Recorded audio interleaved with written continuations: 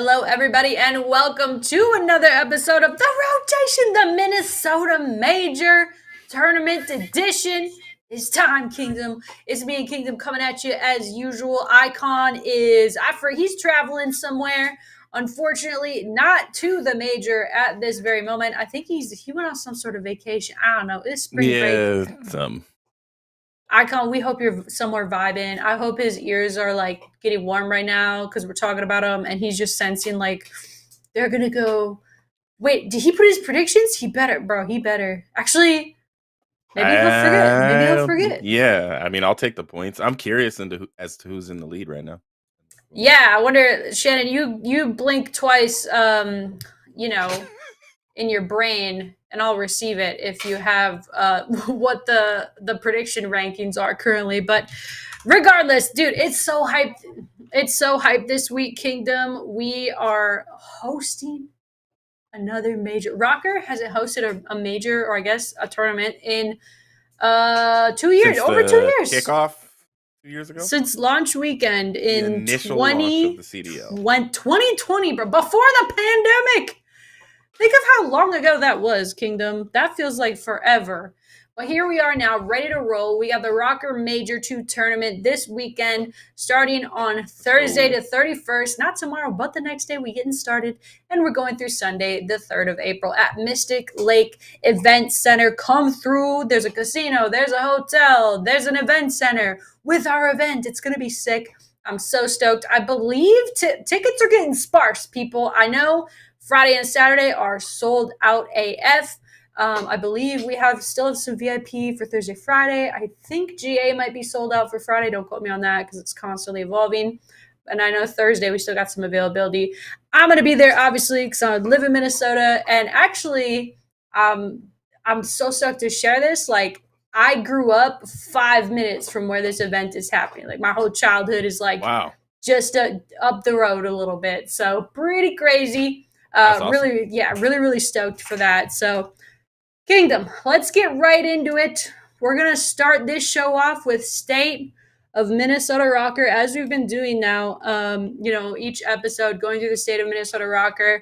Obviously, a heartbreaking, annoying, unfortunate set of circumstances, and maybe even not set, it's just a straight up L against NYSL to secure our spot in the lower bracket at our own event.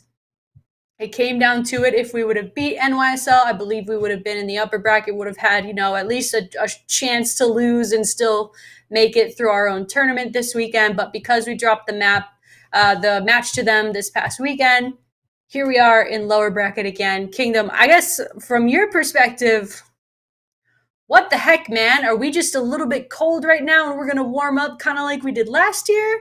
Or what, in your opinion, what's the State of Minnesota ROKKR like from your POV?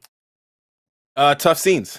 Minnesota ROKKR have the ice, and they've proven that they have the ice. Unfortunately, like reverse sweeping Paris, reverse sweeping the Thieves, and then getting 3-0'd by Boston, and then losing to New York. There's a common denominator in all of this, which is map 1. And I think maybe one map 1 has been won by Minnesota all year out of their 12 matches. Maybe none. I might be wrong. I think we've won two map 1s the whole season, and it's almost April. It's not a good way to start your series. It's a hard, and that's the thing, is that this team is so successful at the latter end of a best of 5. Like, getting a map 1 win could just make it so that it's 3-1 all the time instead of 3-2 when they do win, and they're not putting themselves at risk of having to reverse sweep every time. And yes, the theme of it's never chalked is like, the ROKKR live that, but I just think this league is too good right now to depend on reverse sweeping teams. And so the state of the Minnesota ROKKR is figuring out how to win map 1, especially going into a tournament in the losers bracket, a home tournament. They are going to have the gas from the crowd, which I do think played a role in Optic's victory at their own homestand. Yes, they're good. They're the best team in the league. So, of course, that played a role as well. But some of what makes Optic so good is the gas that they get. It's the green wall that they know is behind them. And I think one of the things that makes Minnesota good at reverse sweeping and icing up is the people they have behind them, that are at the watch parties and everything like that. Everybody that's tweeting at them. Our show coming on every week and talking about Minnesota and giving them gas. And, like these guys are, every time I hear them talked about on any podcast, everybody always says they're a solid team. They're a good team. They're a solid team. They're a good team. They're a solid team. They're a good team, but they're not a winning team. And that's the thing that I think the state of the Minnesota ROKKR is, how do we win, more frequently than we lose? And that, it seems to be a consistent problem, this 2-3 coming out of, 2-3 or even 3-2, but unfortunately going into the losers bracket. It's like there's some W's that Minnesota has to figure out how to grab. And I do think that it's a mystery to a lot of people. I've heard people talk about, well, what do you do? Do you make a change? Well, then what change do you make? These guys play so well together, and when the ice matters, they can close. And there's plenty of teams in our league that cannot close. And so I feel like the Minnesota ROKKR are in the best place possible in terms of going into the losers bracket, but at home. And I hope that Minnesota crowd gives them everything they've got. I tweeted out a GIF earlier today that was just all these people in Minnesota going crazy with the shakers and screaming and got, the hoodies on and everything. And I really just tell think you what, we're gonna be lit, boy. I'll be screaming at that crowd. That's the vibes they need. Yeah. That is honestly the vibes that are going to be needed in Minnesota for them to be successful. In my opinion, they need the gas, but they got to put their foot on the gas earlier in the series. Yeah, I definitely agree. We're sitting here the past, feels like 2 years at this point, feeling like, all right, we're a 2-3-5 team, baby, or a 2-4-5, or what, however you kind of want to look at it. We're a 2-3-5, baby. That's where we're gonna make our money. We're gonna win the searches. We're gonna steal a respawn. It's probably gonna be the controller, whatever, and we'll figure it the frick out. And now, Kingdom, we're becoming a 3-4-5 team, which is, it is good to ice up and clutch it out, but you cannot reverse sweep every series. It's just not feasible. It's not a good long-term strategy.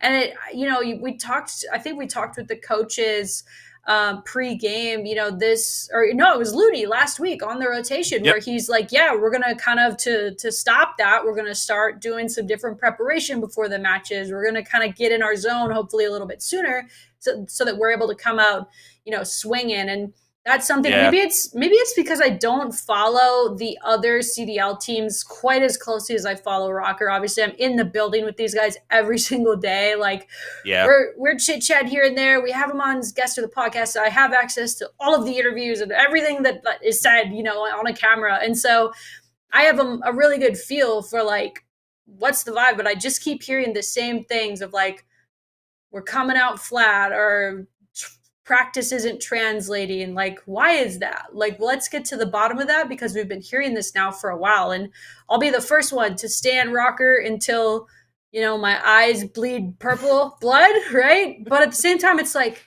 guys, something's got to be up. So, although the same is ROKKR, I'm not sitting here hitting the panic button like, oh my God, we're starting losers, both stages now. That's scary. It is, but I do agree with you that we're about to have our home event on land, which is where we thrive. On land is where we thrive. We need to come out swinging. We're going to face the loser of Optic versus Seattle on Friday at 6:30 p.m. CST. Seattle. I forgot what happened since the time moved forward, if it's CT or CST or CDT, whatever. Don't ask me. I'm just going to say CT. Central something, yeah. Good Lord, you guys just heard me had an aneurysm. Okay, but yeah, it's probably likely going to be Seattle, right? Unless just something absolutely crazy happens. And it's almost like deja vu. Is this what happened at Major 1? We were in lowers. We faced Seattle. We beat them. We went on to play LA Thieves. And then we lost. Could that potentially happen again? No, because they're not going to lose in the second round. You think ROKKR is going to lose round 1 they're lower bracket? No, they're not going to lose in round 1. Oh, you saying we're going to win out. This is our time. Because it's in Minnesota. I'm going to be in the crowd screaming until I don't have a voice. That's why they're going to win. If there's ever a time to show that it's never chalked, it's starting in the losers bracket at your own event. That is true. That's the ultimate. It's never chalked. Yes.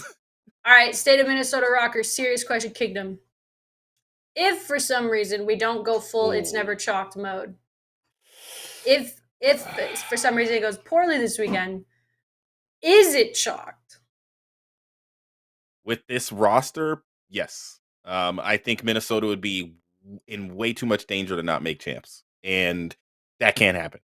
So, you guys are too great of an organization, too well coached, and you have a great roster. Like, you have recruited great people. You have great content. You got people in bars cheering for you. Like, this team can't not make champs. And so, the thing that's hard about coming into New Year's in the CDL, we talk about it all the time, is you don't know what the game's going to be. You don't know what it's going to take to win. This same team that the Minnesota ROKKR have right now have shown success in the past. They've shown some success this year, but are they going to get to the mountaintop? I don't see it right now. They could show us something this weekend, right, and change the whole storyline. But I think they have some phenomenal pieces, and probably one of the challenges is, what do we do? Last year had the same problem. Like, we're gonna drop this guy, we're gonna bring him back. Like, there was just, it was kind of like, what's gonna work for this game this time? Now that Optic has stepped out, like, yeah, we're back. And Faze is consistently number two. It's weird to say that about Faze, but they're consistently number two. And then you've got like Boston and the Ravens, and then the rest of the league. Like, they're all, the ROKKR have to figure out a way to nudge themselves above a slumping LAT, above a inconsistent Florida, above a streaking NYSW. I'm not gonna call them NYSL anymore because they're doing great. I love that, dude. Like, Yo, you gotta be like just so happy over there at oh NYSL, do the man, thing. we said it on the show. We were like, this could be it. It could happen. Like, they could just find success. Unfortunately, it couldn't work with Crim and Clay. I mean, Icon said it from day one, and it was true. Everybody that said those two couldn't work together, neither one of them was willing to take a back seat and let someone else lead. We've seen this in the NBA and the NFL, everywhere where there's big personalities, big egos, they just can't vibe together. We've seen it on Optic. We've seen it all over the league. And one of the most successful teams at having multiple large egos and being successful has been Faze, to be honest. And I don't know how it works over there, but it just works. Even Crowder probably has an ego about being the goat at this point, like, and I think that something I love about the Minnesota ROKKR is they seem like they have a bit of humility, but also pride and a desire to win.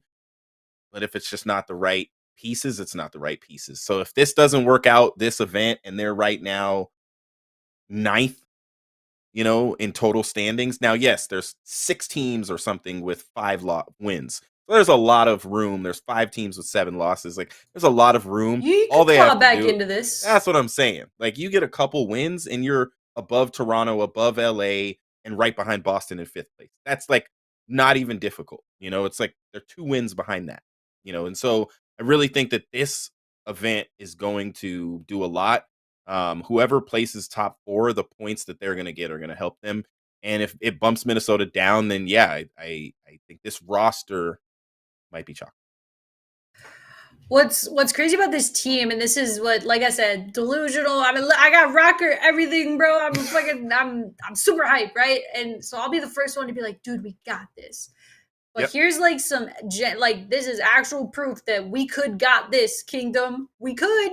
If you look at last year, I'm trying to remember how bad our stage 4 was. I know we kind of took a big dive stage 2, kind of started coming back, but I don't think anybody except maybe our coaches and players, before stage 5 last year thought that we were going to win that LAN event, especially in the Nope. fashion that we did. And Nope. what happened beforehand was we had interviews with the players, and even there's an interview with Saint that really sticks out in my mind. Yeah, I think it was like the week of the event. He was being interviewed just before they'd played or anything, and they just sounded so confident. He's like, "I think we're gonna surprise people." Or Sandy was like, "We're gonna surprise people." Like, they must have just been frying in scrim. Something clicked, right? Something clicked, and it's not that they brought on a whole new, like, yeah, they brought Major Maniac back, but like, they didn't change the roster a bunch. They didn't they did something different. I'm not sure what it was. And I'm not sure if it's repeatable. I hope it is. I would assume if it was, we would have been repeated that. Right. But I will say, you're going into your own major. This, unless minus starting in the lower bracket, this is the most set for success I think that you can possibly be when going into a LAN environment. You don't gotta get on the plane. You're in your own routine. You're not going far to get to the venue.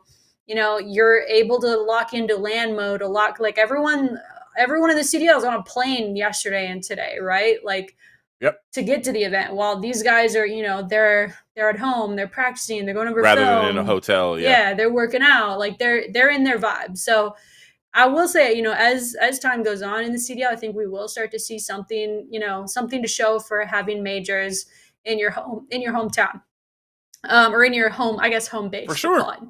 So Well, hopefully, I mean, this is hopefully something can switch, right? I don't think yeah. they took NYSL lightly. I don't think that's what happened. They weren't able to get the W there, and we just straight up. I mean, hey, we don't got icon today, so we can't icon number crunch, with a cool stat. Let me tell you a midnight crunch real quick. Here's a fact: Oh, okay, all if right. we just win a respawn in the series, we will have a way better chance of winning the whole series. Think about that. Boom. That is some big Mind brain thoughts blown. right there. Big brain. If we could just score more points than the other team more consistently, we'd probably win. Nah, but I do think, there is something to say for having your home event, seeing this team hit the skids last year and then come right back up and win a LAN event. We know it's possible with this group. And so that's one thing to kind of hopefully, I would put all the money on it. I mean, I will be at the casino putting a lot of money on the blackjack table, but yeah, it's gonna be scary. Kind of For seeing sure. everything come to life, because each team in this league is, they're starving, they have the potential, and everybody wants these freaking points and, the win at the end of the day. So, whew, man, NYSL and winners. Let's talk about NYSL. They did, they let ROKKR down by, beating us. But NYSL may have been one of the bigger surprises of the CDL season so far, with the exception of, how good Breech has been doing, how good London is. And then you see, what? Look at this. These are the major two qualification just a standings. quality. This isn't in general like all year, but this is, what happened lately. This is what happened lately. And you look at NYSL, and boy, have they really turned that car around. They drop. I never thought I'd say this. They dropped Ponytail Clay, and they turned it right around. What do you attribute that to? I mean, you kind of already mentioned it, Kingdom, but do you just attribute it to those two strong personalities no longer having to fight for leadership? Absolutely. I think, there's not a lot of teams in the league we can look at and say there's two veterans that work well together, especially if neither one of them is willing to lean into that leadership role. Like, that's the reason that for a long time, Seth and Matt worked together, because Formal, he wasn't trying to lead. Like, that he's cool with, like, letting Scump be like, well, I think we should do this, and I want to do this, and I need you to bait for me, and whatever. Like, Formal was fine, like, just being like, okay, I'm just gonna get on and fry. You can lead the team. You can be like the outspoken guy. I think with Crim and Clay, it worked when there was 5 players on the map and one player could basically make mistakes and it'd be fine.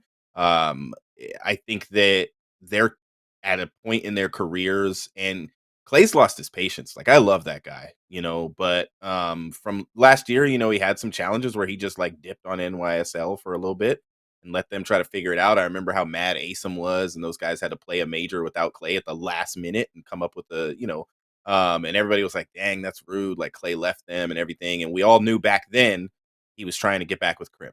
And then it happened, right? And we're like, this could be it. This could be the thing. He's the dynamic duo. I just think that those two guys are both really good leaders. And one of the things I kept hearing people say about Crim on any interview is Crim still has it, is what a lot of people said. He still knows how to play fundamentally. He knows how to play right. He knows how to play right. Clay does as well, but they don't always want to play the same. And that just doesn't work, especially in a match when you have, I watched Crim live in person at the fall of Optic, in that when they were playing LG and they lost and got the worst placing of their time together, like 13th or 14th or whatever. And I watched Crim, Karma, Formal, and Scump they just stopped calling out. They were done. Crim called out till the moment that they got 3-0'd by Octane and the rest of the crew on Luminosity. And Crim was like, I'm just going to keep calling out, keep calling out, keep calling out. And then when it was over, he got mad. He hit the table. He got up and he walked out. Like he was just like, I don't want to play. It was obvious he didn't want to play with them anymore. He demands excellence. And he really and nothing below that. And I think him and Clay thought that because they both demanded excellence, they could demand it together. But then what happens when you're not being excellent, Clay, or you're not being excellent, Krim? And they got into some beefs and it just didn't work out. And probably for Neptune, the reason why he didn't work with the two of them, but he works with one of them, is because it's a different environment and you're not dealing with I could tell that Shotzi and Illy are fine in that environment. They are fine with two guys arguing with each other. They're like, whatever, we know what we're doing. I could tell Shotzi's laid back enough to chill and let that slide. Now, maybe in 3-4 years he won't be. But unfortunately, Neptune wasn't in a position, he wasn't playing his best as a result. Hydra was Hydra, and he's always been Hydra. You just needed to figure out what to change. And yeah, I think it was the leadership piece. And now they're NYSW, 3-3-1s in a row, 9-3 map count over their last 3 matches. Ever since they've made the change, they've been undefeated. And Paul X was a great addition. Yeah, I think Paul X fits the team really well, and we were able to see that, this past weekend. Yanto in the chat says, getting through a storm right now with the podcast Lamau. Oh my God, bro. I don't know if you're driving, if you're in your basement, where you're at, but I hope you are okay, and I hope you are still receiving us. Please blink twice if you need us. Hit the like button if you are able to watch. Hit the like button if you're all right. Yo, hit the like button if you're drinking the purple Kool-Aid. Hit the like button, and if you got doubts, hit the like button too. Maybe it'll bring you some good luck. I feel like we're destined to say this. To address what you said, I 100% agree with you. Right? That team needed a change. The 4v4 play, the 4v4 Krim. Sorry about that. My dog's You're fine. He's more restless than normal. Usually he's pretty chill. I feel like we're destined to say this for the foreseeable future, knowing the CDL is the way that it is. Sorry about that. But we're destined to say this. If you look at the lower bracket of this tournament, Paris Legion, Baguettes, whatever, okay. Toronto Ultra, LA Thieves, Minnesota ROKKR. We are looking, that does not look good. Yeah, that's actually a good point. I'm looking at the bracket. There are some teams up top that kind of, they just clutched up, I guess, and got up there. I would say the Gorillas and the Mutineers, both are very unpredictable. Yeah. I mean, technically the Subliners were unpredictable, but now they're not. But we'll see. They're going up against Faze round 1. We're gonna see what happens. I think for Minnesota, but let's be honest, Faze are beatable, right? They lost twice in this, they're a beatable team, and they've shown that. They're not Optic is the new Faze, if you really think about it. They're undefeated in Control. They're about to break Faze's record with their next win of Control wins in a row. And I just really feel like Optic is now the team being chased. I can tell, though, nobody really wants to say that Optic is the best team. And I don't know why that is. Everybody keeps saying, yeah, they're really good, but Faze is still Faze. It's like nobody wants to doubt this Faze team. And except for Optic fans, of course, that are going to always say Optic is the best. The green Kool-Aid is, plentiful in our community. But I've noticed that a lot of people are afraid of really putting Optic in a different tier than Faze, even though this team, their only 2 losses on the entire season were Game 5 round 11s. And ever since then, they've won everything. And so it's really hard for me to not say until they prove otherwise or someone beats them, they are the best team in the game, period. And no one is at their level. Yeah, it's most definitely hard to say that Optic isn't the best team in the game, given how dominant they've been able to, when they flipped the switch during quals during Major 1, obviously they won their own event. And then I said on this podcast, yeah, they always do this, right? They come out really good. And then they just put on cruise control and they're like, yeah, we got this. And then they then they don't got this anymore. But they still got this. And I think the change in that is you can attribute it to a lot, and I'm sure it's more than one person, but Rambo Ray coming in there and really keeping that stuff, keeping it tight, keeping it legit. And I think that's been something that's really helped them out. And so Optic's looking scary. They're for sure looking like the best team. Faze is losing to Seattle and whoever. It's like what's going on with them? So What is that? can I ask you? I kind of want your opinion. You've of course been a fan of competitive Call of Duty for a very long time, and you have been watching, of course, the CDL the entire time it's existed. um, Coaching is now more prevalent in our league than it's ever been. Like in any iteration of competitive Call of Duty, we've never had multiple coaches like this on every team. Um, I guess looking at what Rambo has done, but I also hear people in the community say like coaches aren't that important. It's all about the players. Coaches can just prepare them, but then the players have to play. But I used to have this saying that was like, piss poor preparation leads to piss poor performance. And so it's like if if preparation is like 60 to 70% of how you win, then I would think that that would make coaches really, really important. And seeing what's happened to this Optic team that always had this potential, but kind of took a step up with the taking a step up in coaching. I kind of wanted your opinion on coaching in general in the league and how important you think it is. Yeah, I think it's proven to be really important. I mean, I thought it was important back in the day when it came on. I think people, especially if you tell somebody who's not, really familiar with Call of Duty or esports in general, you tell them that there's a coach and they're like like what? It doesn't make any sense. That's like I mean, if you think about it, if you're thinking about it through a traditional sports lens, it doesn't make any sense either. And think about basketball. Like you're That's a good point. deciding where you're going, you're rotating and on the court or what it Yep. don't. You're picking, you're rolling. I don't know the first. You're full half pressing. Don't ask me about basketball, but there's strategy there, and yeah, it's maybe Yeah. not as not yet to the point, maybe it just depends on the game, but you're not to the point where you're Xing and Oing your way through life and you know exactly what's going to happen on hard point, to the point where you could like say we're running this play. Like I get it, but to that point, if you look at how much is going into the games now, you're looking at the different rotations, you're looking at the fact that there's a new game every year. Yep. As we've been able to experience it, there's different modes, there's different maps, there's a lot to study about that, and there's a lot that goes into being a player. You have to know a lot. You obviously have to have the gunny, you have to have everything. You have to also have that critical, like quick decision making, kind of like you would in other Yeah. sports, right? Especially you think about like the quarterback of football, like they got to make those important decisions like that, and instantaneously, and you've got to have that talent as a player, but who is informing what those decisions are? It's the coach. And so that's why I think coaching is super, super important in Call of Duty esports. It's, I think, important in other sports. I mean, this past weekend we had the Rocket League Winter Major going on in LA.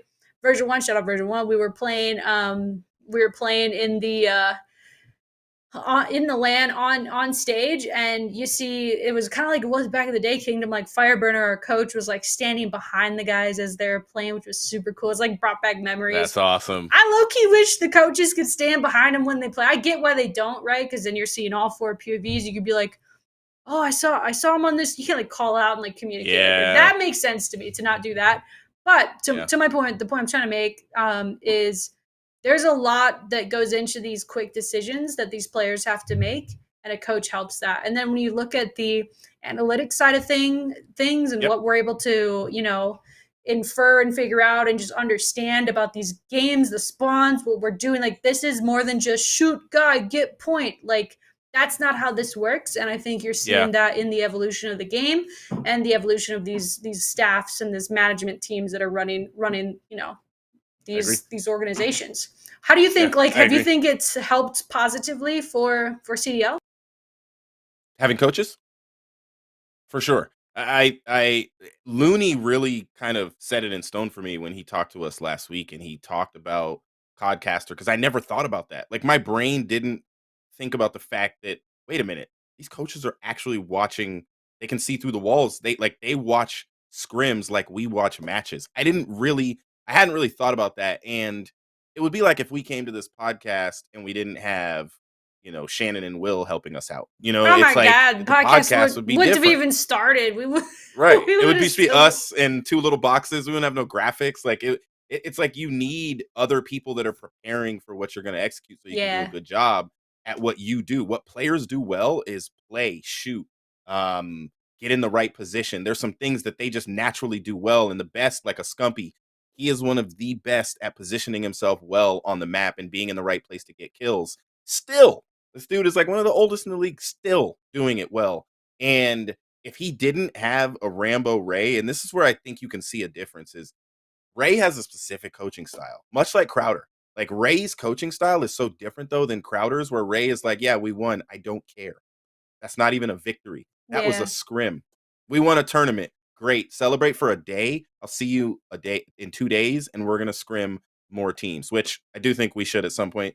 Our podcast today touch on the whole Optic and Faze not scrimming each other and Simp being missing from the last match. I think that's been an interesting little playful thing that's going on. And if they meet in this tournament, it's gonna be magical.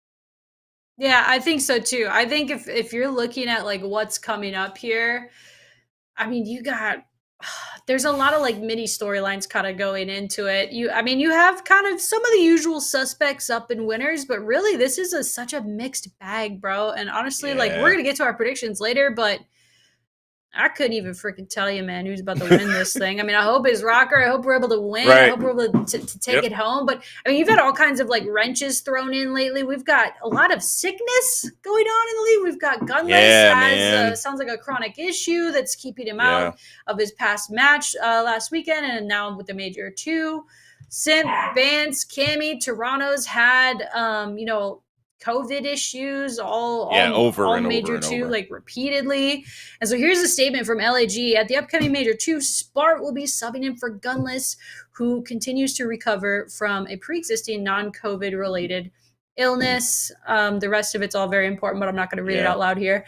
So much respect for the well thought out message though. So you look at Spart. I mean, Spart's definitely like him coming up now to LAG to play has caused an entire roster domino effect in challengers. I feel bad for the team he was on because he just gets called up and now that team's like, well, all the other players are taken, so what the heck?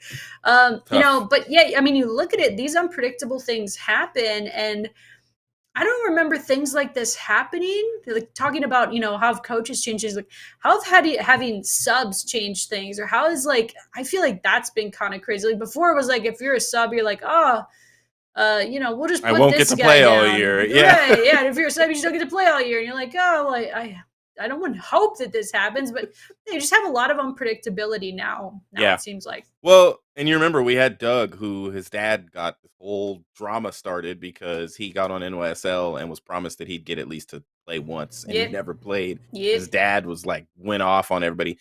I think that, and I'm just going to say this, man, I know people aren't going to agree with this. Well, I'll say it this way. In the NBA, the best teams, when they play each other, will intentionally bench some of their best players so that the other team can't learn how to beat them because they believe they're going to meet them in the playoffs. Wait, so instead of not scrimming, they'll just in their I guess in NBA in their regular matches because they consider it as a scrim. They're like, we know we're going to the playoffs. We're one of the best. I did not know Cavaliers that, and the Spurs. The Cavaliers and the Spurs, for 2 years in a row, both teams went to the finals. In the first year, the Cavs ended up winning. Then the second year, every time they played each other, either LeBron or Tim Duncan, their best players on each team, sat out. And it was, I have an injury, something hurts, whatever it is. My ankle hurts. Yeah, exactly. Like, I have tendonitis, and so it's like, honestly, I'm not saying that's what happened with Simp. No. I do think it's funny that Simp and Crowder's YouTube videos today both said the real reason Simp didn't play. That was their YouTube video for the people who don't know yet, maybe what happened. Can you give just a quick rundown of like what did Simp do? Did he sit out a scrim and? No, he sat out the match versus Optic. Wait, and what? Optic and Faze haven't scrimmed each other. Prestini played for Simp, and they got 3-0'd. How did I mean, probably prepping for Major 2. I missed this. That's pretty big, and that's on me. But what? Yep. So Simp was not in the match. So I was the only one. And now he did a whole video on it. Dang. It said he's really sick. His girlfriend tweeted out pictures of Pepto-Bismol. Oh, good Lord. It looked like he was really sick. Yeah. Right? And at the last minute, he said the team decided that it would be best for him to rest. And I'm like, come on. I think that's and here's the deal. Let him rock. But But here's the storylines, right? For the last week, Optic has been making sure they told everyone that they were going to test maps against Faze. Like they said it repeatedly that they were going to try maps because they were basically saying, we're going to lose against Faze. Don't judge us for it. Like there is a mind game that is going on, and they haven't scrimmed each other. And Shotzi said today that it was because of the ping. He said, we don't scrim Faze because of the ping. The real truth I don't know about that. is that yes, Simp was sick. Yes, the ping sucks. But the only reason you don't play one of the best teams in the game is because you don't want them to have any tactics to play you. And I think that when Optic and Faze meet probably in the second round of this tournament, it is going to be a banger. And Simp said he feels bad. He wishes he played. Pristini actually fried in map 1, but they still lost. But now Optic can't really gloat about beating Faze again because they beat him twice in the first major, but they can't say anything like, yeah, we beat Faze again because Simp didn't play. And so storylines, drama, could be something, couldn't be something. I think it's fun and interesting, and it's the best thing about Call of Duty esports. Dude, it is. This is juicy. I feel so bad that I missed like that small part of it. I wasn't able to watch all the matches this past weekend, and I looked at the results, and I was like, oh, okay, cool, yeah. Dude, that is juicy as heck. They're dodging each other before the event. I mean, and if you think about it too, it feels like, I mean, maybe we'll get the sense of this as the year goes on, but it feels like Major 1 happened, boom, 4 weeks until Major 2. Let's go, right? Like, you don't have much time to, like, suss your stuff out. You're going right into the league matches. And so I think for Optic to go into playing Faze this weekend, there's a lot of, like, oh, you've been dodging us. No, you've been dodging us. No, I swear I wasn't dodging. Like, I hope we deserve it. We deserve it.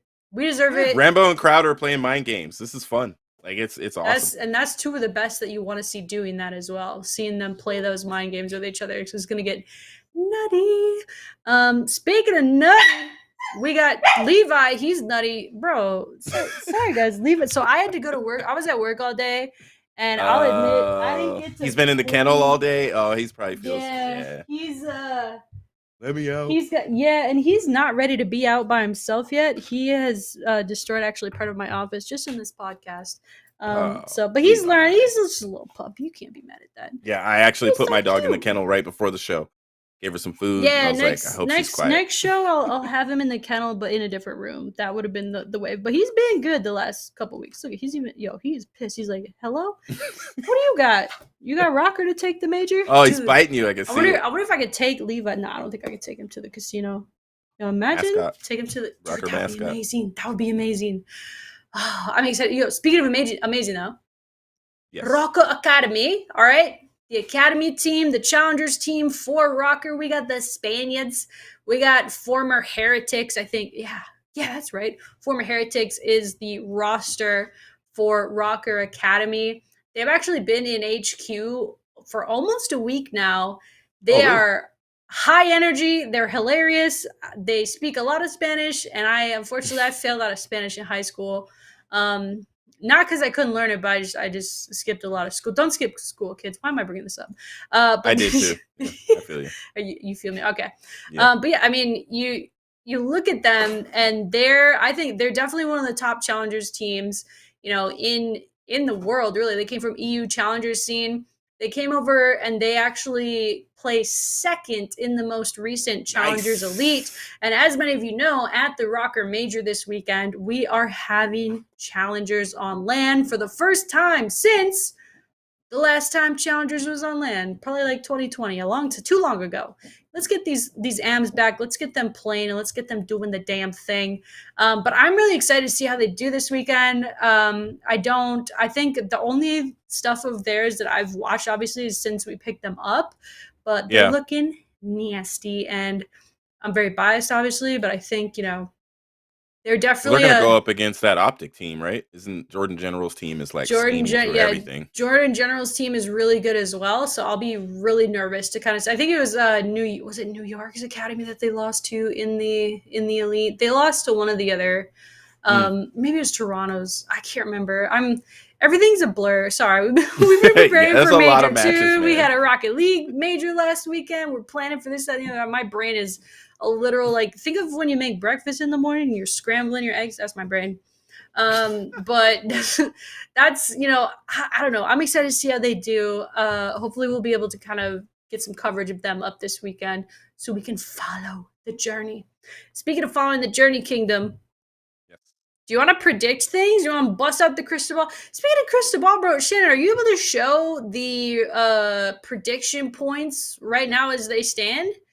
Because Kingdom, I don't know if you know, you definitely know, you cleaned up last weekend. You got by far the most points. I was watching the matches and I was like, man, this is just. You're like, I know. In my favor. Hey, new NYSL starts winning and Kingdom's predictions just go off. They just go off.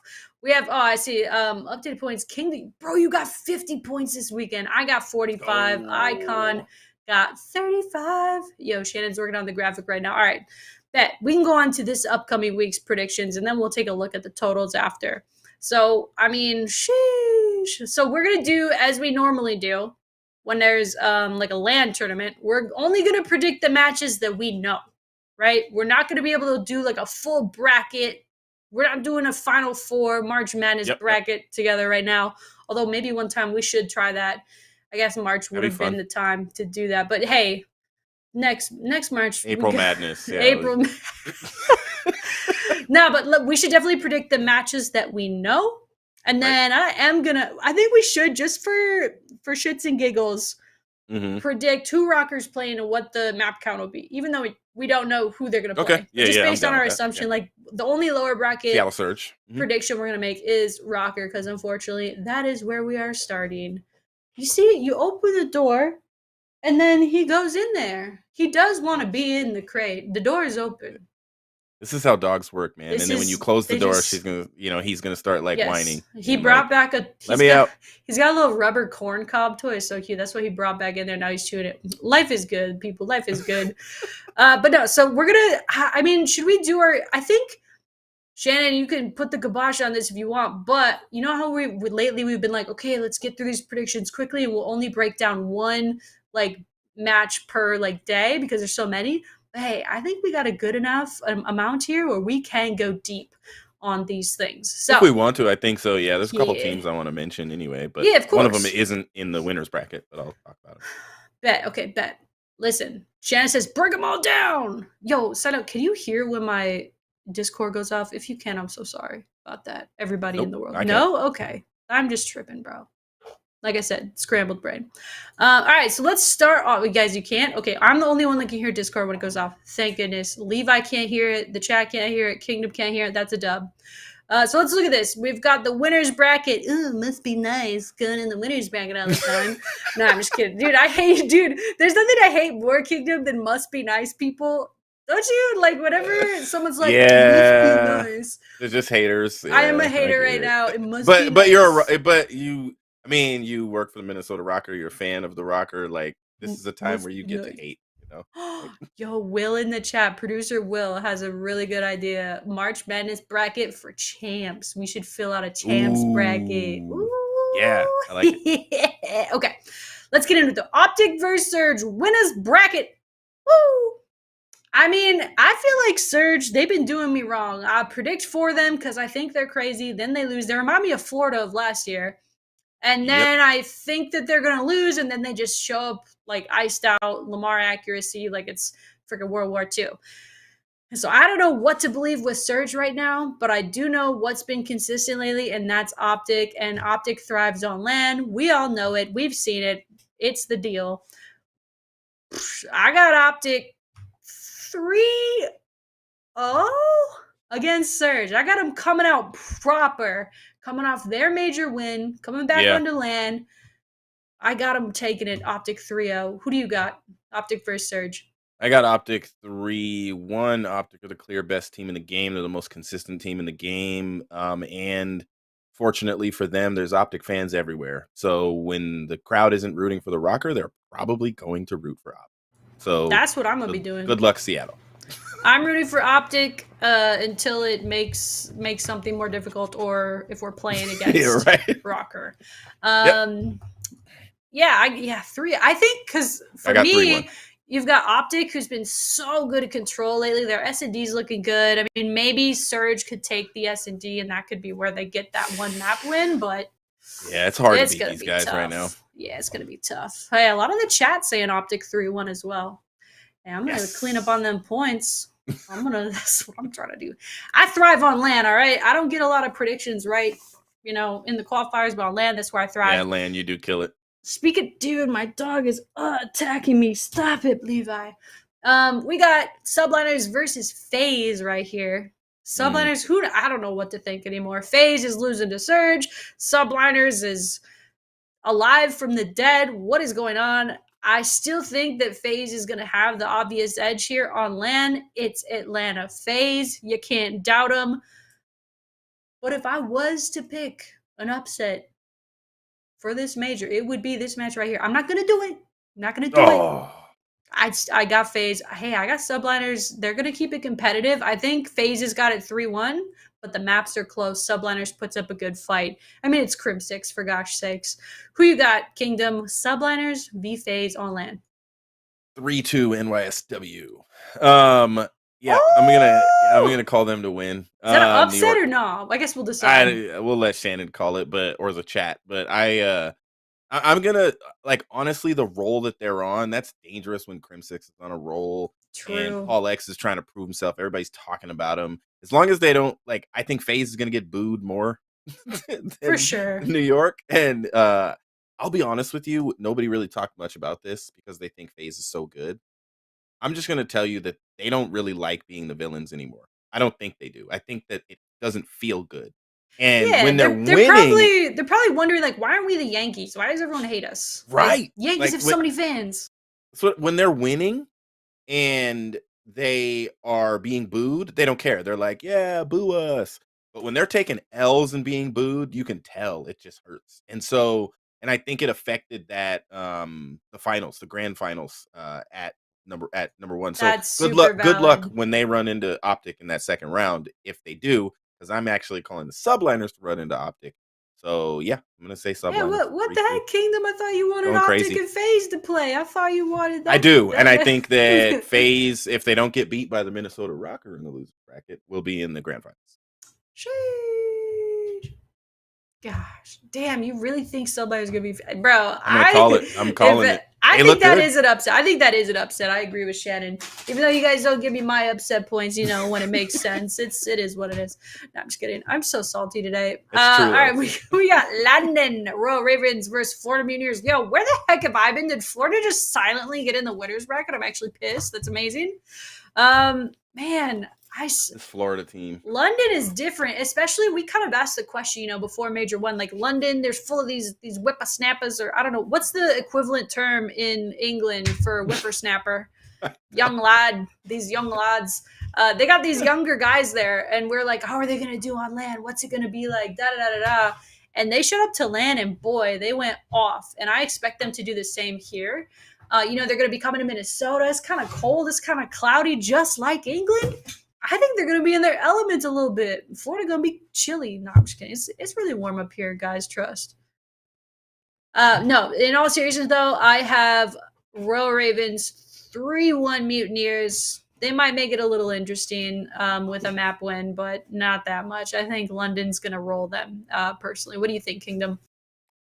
So, looking at Florida's W's against LAG and NYSL, and then their losses are against the top teams, Boston, Optic, and Faze.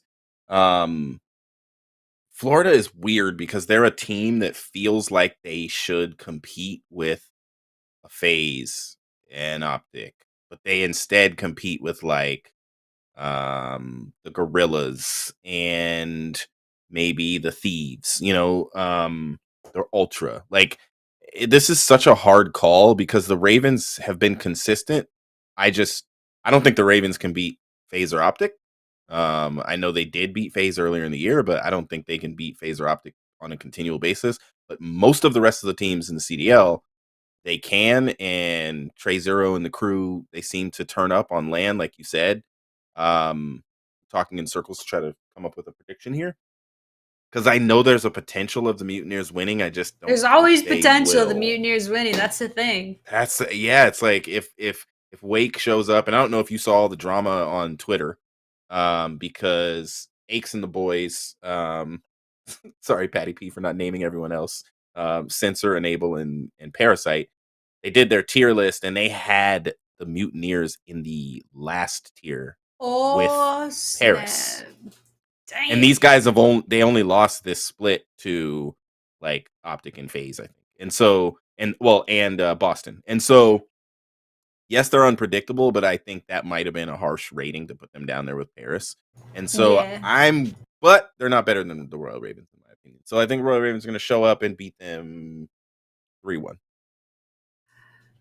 I have no Yeah, idea I what mean, map they'll take. no, I do agree. I don't know either. I agree. And I'm living for so Legion's gonna play the loser of that match. So I do low key hope it's Florida because I love a Legion in Florida. If they Ooh, are yeah. according to the is it the reverse sweep the Aches and their Yep. podcast? Yep. If the reverse sweep is saying they're in the same bucket, I'm trying to see that match. I'm It would be a trying. good one. Yeah, Yeah. it'll be a good one, It'll be a dude. good All the matchup. losers, God, losers break. Yo, we got the points.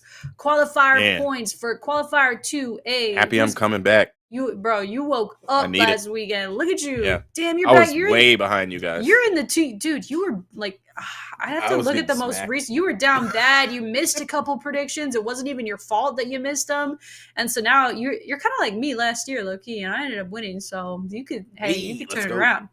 But yeah, Icon and I just absolutely in a bloodbath fist fight for the qualifier 2 points.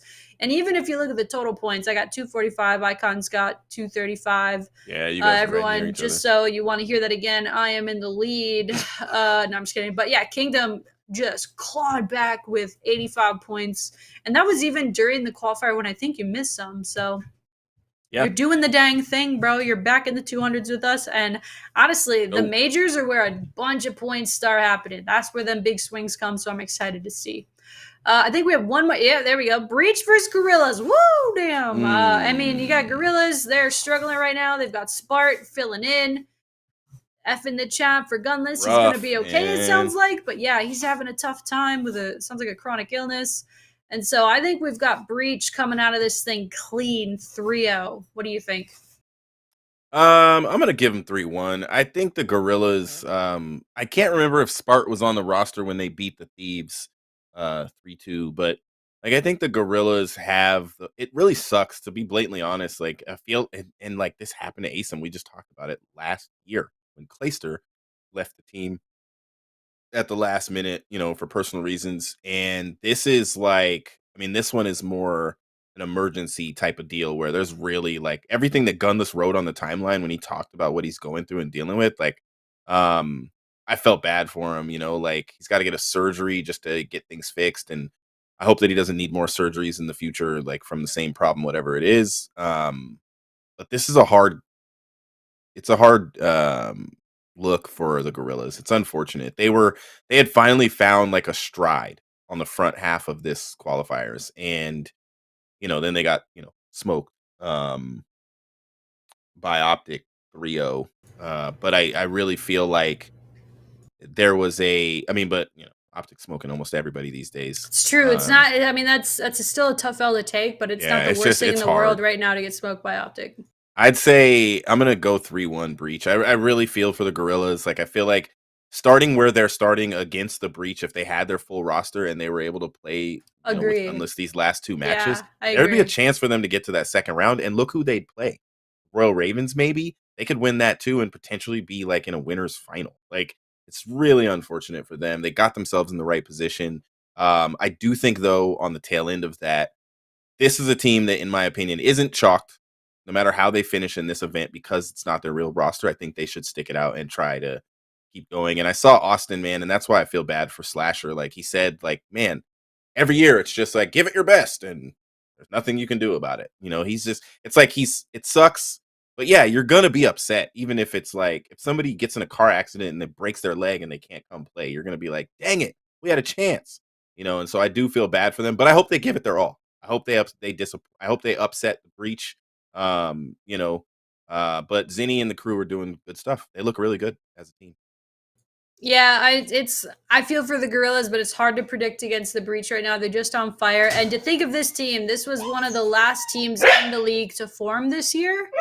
That's massive for how well they've been doing. So, Good point. whoo! No Zinni, no Winnie. Let's go Zinni for the Winnie. I don't know. I don't even know. I'm just making stuff So up. before we go to the ROKKR match, speaking of no Zinni, no Winnie, um, I don't know if anybody should be worried about Toronto or not. I think what people are doing with Toronto is the same thing everybody's doing with Faze. It's like nobody's gonna say Faze needs to fix anything. They're just like, well, Faze still beats everybody else, but that's not good enough for Faze. Like second place, they're not going to play second all year and be happy with that. One second place. That if they don't win this event, like Faze is going to be very disappointed, and they're going to be like, okay, we got to figure something out. Like we got to beat this Optic team. And what they've done in this round of qualifiers is they've been like, we're going to play the mind games, and we're not going to play them. We're not going to scrim them. And like the one time these guys are playing each other and they don't put Simp in, it just is unfortunate. But I think people are doing the same with Toronto. Nobody's willing to say like maybe they need a change because they've had all the COVID stuff. But I think that's going to have a long-term impact when you lose repeatedly like that with people. And we've seen this Toronto team turn it around. They picked up Insight and then we're a different team. But they have consistently struggled, even in Major One. Like Toronto just doesn't look like the Toronto that started the year out, where it looked like, oh, yep, they're going to be Toronto again. They're going to be top 3 team. That's just not who they are. Their placement in this tournament could put them well below where they're at right now in the standings, which is 6th, but they're tied with Gorillas, Surge, and Minnesota ROKKR when it comes to their wins. And so, like, they could be down in, I mean, honestly, the Toronto Ultra could be in 9th or 10th at the end of this tournament. And so I'm kind of worried for them, and seeing who they're going to play, a scrappy Gorillas team, they could take an L there. And I'm just hoping for the best for those guys. They've dealt with a lot of just people being sick week after week. It's like, man, I wish they would have all got sick at the same time. But it's like one player at a time, like getting sick and playing sick, and it's just not working out. And so just wanted to mention the Toronto Ultra because I'm very curious as to how they're going to play at this lane. If they're all healthy and they show up, the best thing for them would be to make it to like the losers finals and play against Minnesota or something. Like that's I think that they really need to grind out this tournament and get far. Yeah, and I wonder, we have Tech Gamer Wizard in the chat says Cammy not the same player in Vanguard, and I definitely don't think you can just attribute a team's shortcomings and just I guess tough time so far to just stick it on that guy, like whatever, it's Cammy's fault. I don't think that's the case. But there is something to say for when you keep the same team year over year, the Call of Duty changes and so do the results. And that's, I mean, how many grand finals was Ultra in last year? They're winning events, they're in grand finals. Almost all of them. Yeah, they were dominant, and now they're at the Minnesota Major in the losers bracket facing the loser of Boston versus LG, which is, I mean, all of these are going to be tough matches down here, bro. So I definitely agree with you that, I do think Toronto's had a rough break so far. I won't go against that, but I also think they were having issues before that's Major 2. And we have to think about there's 4 majors this year. So after this, there's 2 majors for you to get your seeding for champs. So yeah, there's not a lot. I think this might be where we see some rosters shuffle after this tournament, so that people can try to make it into that champs, and not get cut out of it. Because last year I know it was tough. Yeah, I agree. You had such a quick turnaround time between Major 1 and 2 this year. And now, we're going to have a little bit of a break in the schedule in April. And I think that's going to change some things for some teams. But sure, other teams got better too. Yeah, that's valid. I mean, yeah, that's the risk you take when you keep your roster the same. I mean, hey, hello, reality. We did too, right? So that's just kind of the way it is. So obviously we got loser of Texas versus Seattle going up against Minnesota ROKKR in the lower bracket. Levi is so hyped for the match. It's going to be at 6:30 p.m. Central Time all Friday, April 1st. No April Fools here. We are in the losers bracket. So if you're looking at this, I mean, it's kind of interesting. This, for the record, These predictions do not count for the points. We do not know actually who they're going to play. Is that fair or is that unfair? Yeah, no, we make our but predictions in our DMs or whatever. in our DMs. We'll make the predictions when we know the match. But for entertainment's sake, because we both have opposite predictions for Optic and you had an opposite prediction for Faze and Subliners. We both think Optic's going to win. So, we're assuming that Surge is going to end up down here versus ROKKR. That is terrifying because really Lamar accuracy abating. Oh, I don't know if I'm saying your last name right. And don't get me wrong, I'm not pinning the whole. You can't pin all the losses on one player, just like you can't pin all the dubs, right? The rest of the team around Lamar has been playing really well this season. Yeah, they've had their ups, they've had their downs. He's El Capitan, and that's a scary losers around one matchup. But I mean, in ROKKR fashion, I feel like all of my predictions 3-2 ROKKR. Like that is how they have to win right now. And do I want it to stay that way? No. Do I think there's a possibility we could lose to Seattle? Yes. But do I think the opposite possibility times 100? Yes. Hometown, home crowd, got your own vibe. It's put up or shut up time. This is the best case scenario you're going to have on LAN, other than obviously starting the winners bracket. But your home event, it's time to go. It's time to warm up the Iceman. I don't know what. I'm trying to think of some other kind of play on words. I'm trying to. You got to ROKKR them. I'm so sorry. I'm going to mute my mic forever. But no, I do have ROKKR 3-2 over Seattle. There's no other prediction to make because that is how ROKKR wins the matches. But that's, I'm just going off of what I know. What do you think, Kingdom? I think the Surge are going to run into a rock. Trying to help you out. That was nice. But no, honestly, I'm gonna say 3-1 ROKKR. Yo. And that's because somehow Minnesota's gonna win map 1. Like you think they're coming out hot? A team that is that dependent on 3-4-5, I don't think it's gonna work out in this tournament setting. But I think that the crowd is, when they step on that stage and they're standing there and the four of them right there in the front, whoever introduces them, and the crowd is just going ROKKR, and it's going crazy. Like, I honestly, you guys have always done an amazing job as an organization of pumping up your players, repping your players, like making crazy graphics and doing great content. And I think that you're going to show out. I know you know what's going to happen, but I think that it's going to be a spectacle for all of us. Like, we're all going to love this event. And I feel like the ROKKR are going to be like, dang, this is our home crowd. We gotta turn up. Like, let's turn up, boys. Like, they have some of the best comms in the league when I'm listening to them. Like when Major Maniac was like, let's do push-ups. Let's do 15 push-ups real quick. And then they did a reverse sweep. Or that was before map 5 when they were doing a reverse sweep. And they got the reverse sweep, and they did 15 push-ups and got all juiced up. And I think that those guys are going to take advantage of the crowd. I think Surge are going to maybe get 3-1 or 3-0'd by Optic. And they're going to be down. It's going to be tough scenes. I do not think the ROKKR should let Lamar have a chance in a game 5. Ooh, I like that. Hopefully it's 3-1. I'd say Seattle's chances actually probably favor them if we do go map 5. Yeah, that's why I'm like, I don't know what map it would be. Lamar, that dude is icy and he runs his team well. There's a few other people in the league. Major Maniac's one of them that can really lead well in search. Illy is another one. And like Lamar has that ability to control the troops in search and destroy and still do a good job himself and stay alive and finesse. And we've seen him clutch multiple times this year. Like, but we've seen the ROKKR clutch too in game 5, round 11. So it's like, but I don't think, I just don't, the nervousness of watching that for you and for the whole fan base, like, I don't want it to happen to you guys. I would rather see a 3-1. So I'm going to say 3-1 because that's what I'm hoping. For all of our anxieties, let's just hope it's 3-0, 3-0, 3-0, 3-0, 3-0 grand finals. Let's go. Let's go. I hope so, man. Oh, man. Yeah. I definitely hear you. Come on, 3-1.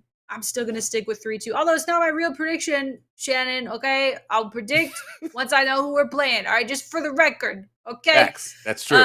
Shannon, speaking of going kind of extra for your home series and doing it up royal, doing it right, all right? We have you correct me if I'm wrong, Kingdom. There has never been a trophy in CDL. Is that wrong? I mean, other than champs. No, there has not. Other than champs. My ears are perked. for the Minnesota ROKKR Major 2 LAN tournament at Mystic Lake Center. Check out the tickets that are still available at rokkrtickets.gg. But for this event, we have got a first place trophy. Let's go. Wait, have you seen a video yet? Or no? Have you seen it? I haven't seen it yet. Yo, what? This is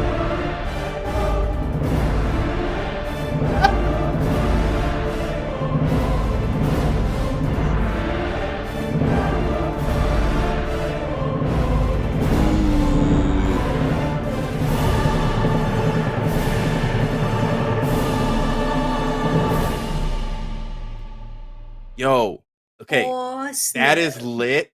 Do not let Hector get that in his background. I know. Take that home. He might spray paint it. I know he might. I know this dude. He's gonna look at that and be like, "Ooh, that would look nice. That would look nice in the headquarters." Oh. Yeah, no, we want it in ROKKR headquarters. Absolutely, Right. we do, and it all starts on Thursday. A certified trophy. Whoo, the trophy is fire. Hey, shout out Kim Price. Kim Price, am I seeing you this weekend? Hey. Mama Tatch, am I seeing you? Kim. I'm gonna give you a big hug. I'm so excited. I'm so excited. Trophy's fire. Let's go. Mama Tatch in the chat. Yo, Mama Tatch, #1 fan of the rotation, I think. She's the GOAT. She is the GOAT. She's so nice. She's so sweet. I'm so excited to see you this weekend if you're going. Trophy, low key, go hard. I agree. Low key and high key and every key that there can be. The trophy's sick. If you're going to the event, yo, press like if you're going to the event. Press like if you wish you were going to the event. Press dislike if you hate fun things. Just kidding. Please don't press dislike. It actually negatively affects the channel. Please don't do that. But yeah, anyway, dude, you think I could rock that shield in Elden Ring? That could happen, right? I gotta get that game, get that skinned into that game. It'd be kind of cool. Be cool. Oh man. All right. That's the podcast outro. What's the outro? We're leaving. That's the outro. When we play Friday, 6:30 p.m. Central Time. You can watch it at the Mystic Lake Center if you have tickets. We do still have some VIP tickets available for Friday, last I checked. And we do still have tickets available for Thursday. But Saturday and Sunday are sold freaking out. Oh, we got fan questions. Oh, snap. I forgot about that. Yo, I was going, wait, sorry. I was reading this thing. Yo, let's just do it. Let's do the fan questions. Pika Soda. I bet he's from Minnesota with the soda thing. Oh, we could do that. We could do that. We could do that. See that happen. All right. Will we ever see a rotation and reverse sweep flank crossover? Lord, I hope so. There needs to be It'll like happen. one. Bro, we can get a couple of those guys on our we can get Absolutely. Sensor and Parasite to come hang out. Easy. Come vibe out. Come talk COD. We should do maybe it'll be during this kind of slow time in the next month. We just have some of the other podcast hosts as a guest on our show. And we just kind of chop it up. Talk smack over COD. It's my favorite. But yeah, Pico Sada, to answer your question, yes. Jack Frost forever. What is everyone looking forward to during the major? ROKKR playing for sure. I guess just LAN, right? Just LAN in general. I love LAN Call of Duty. I love watching it on stream. I love watching it from the event.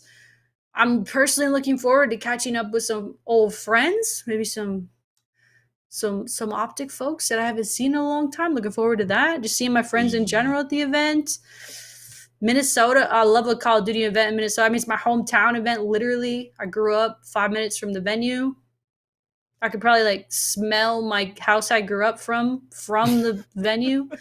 But yeah. I am. What are you most looking forward to? LAN Call of Duty, man. It's just, man, it that the last major was so lit. It was just fun to watch overall, and seeing everybody in person and seeing the players interact with the crowd and seeing them on stage and what they look like when it's live and they can hear people yelling or booing or clapping or cheering or and looking at Illy with that ice stone cold face he gets when he's in his zone. And I'm just excited to see clutches and just reverse sweeps and good matches overall, and great casting, because now that this is a major, that means Merc and Maven are going to show up, and so just looking forward to all of it, man. I will say that one of the things that has amazed me is CDL really has done a good job over the last couple of years in just putting on really, really good events.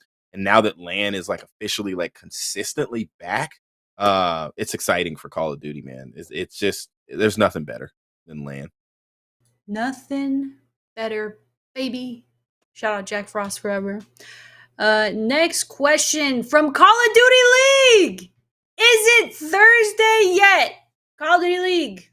Almost. It is almost time. We are almost there. And yes, in less than 48 hours, we're going to be in Mystic Lake Center cheering like a psycho.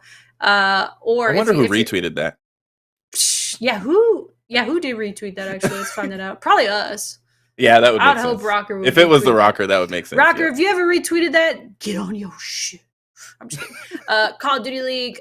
Yes, it is almost Thursday. We're almost there. 2 more sleeps. No, 1 more sleep. No, 2. Bro. Hey, with the chip. Hey, dude, I'm excited. Hey, man. I don't usually go to the casino because, like I said, I grew up near this place, so I know the vibe. You go there, you lose money. That's how it works. That's what they want. And, you know, that's fun once in a while. I don't partake. The house usually, always wins. But the house does always win. But I'll tell you what, I'm going in there and I'm ready to lose this weekend, my money, that is. But if I win, I'll be so hyped. I'm going to run the blackjack tables, baby. Attention in the chat says, do not forget to eat some chicken wild rice soup from Minnehaha Cafe. Best soup you will ever eat. No cap. Itancia speaks no lies. Minnehaha Cafe, located just inside of the Mystic Lake Casino. Anyway, did we do it? Did we do it now? Sorry about that, guys. I ran a show wrong, or so I did something wrong. Plug events. Shoot, we got events, boy. If you're going to the Minnesota Major, I'll freaking see you there, baby. I'm so excited. Dude, I love a good soup too. Kingdom, what's your favorite soup on the way out here? Last question for me. Clam chowder. Clam chowder, nice. That's a solid pick. I mean, I live in the Pacific Northwest. Like, we have really good fish and clam chowder. Ooh, yo. Yeah, I live in the middle of the country, so anything like seafood themed, I'm like, that's what kind of fish tanker did this come from?